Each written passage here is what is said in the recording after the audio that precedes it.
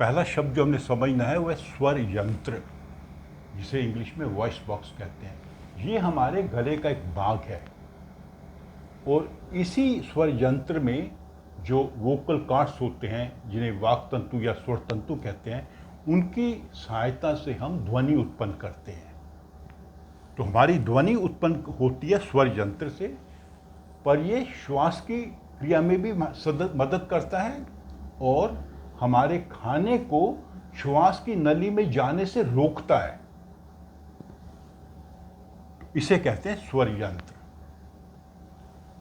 अगला जो वर्ड हमने समझना है वो एडम्स एप्पल।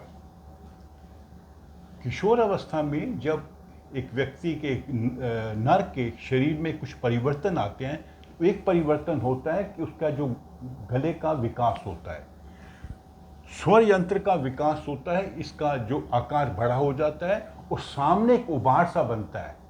ये हमें लड़कों में दिखाई देता है। इस उभार को कहते हैं एडम्स एप्पल। एक कार्टिलेज होती है जिसके कारण ये उभार बनता है जो हमें दिखता है। और इसका काम क्या होता है? ये हमारे स्वर यंत्र को सुरक्षा प्रदान करता है कि स्वर यंत्र को कोई चोट ना लग जाए, उस चोट से बचाने का काम करता है और ध्वनि पैदा करने में भी सहायक होता है। तो इस उभार को कहते हैं एडम्स एप्पल। अंतस्रावी ग्रंथियां। हमारे शरीर में कई ग्रंथियां हैं अलग अलग भागों में। ये कुछ रसायन उत्पन्न करती हैं जिन्हें हम हार्मोन्स कहते हैं।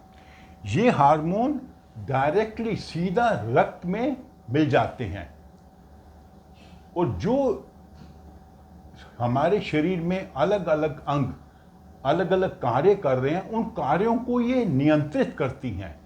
तो एक किस्म का हमारे शरीर की जो अलग अलग क्रियाएं हो रही हैं, उनका कंट्रोल इन ग्रंथियों द्वारा होता है।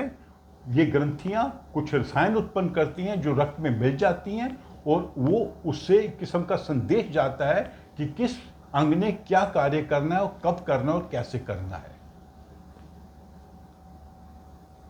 पीयूष ग्रंथि, ये भी एक ग्रंथि है और इसे एक किस्म का मास्टर ग्रंथि कहते हैं।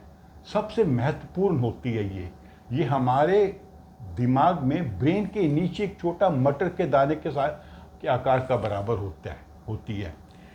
ये ग्रंथि हार्मोन्स उत्पन्न करती है।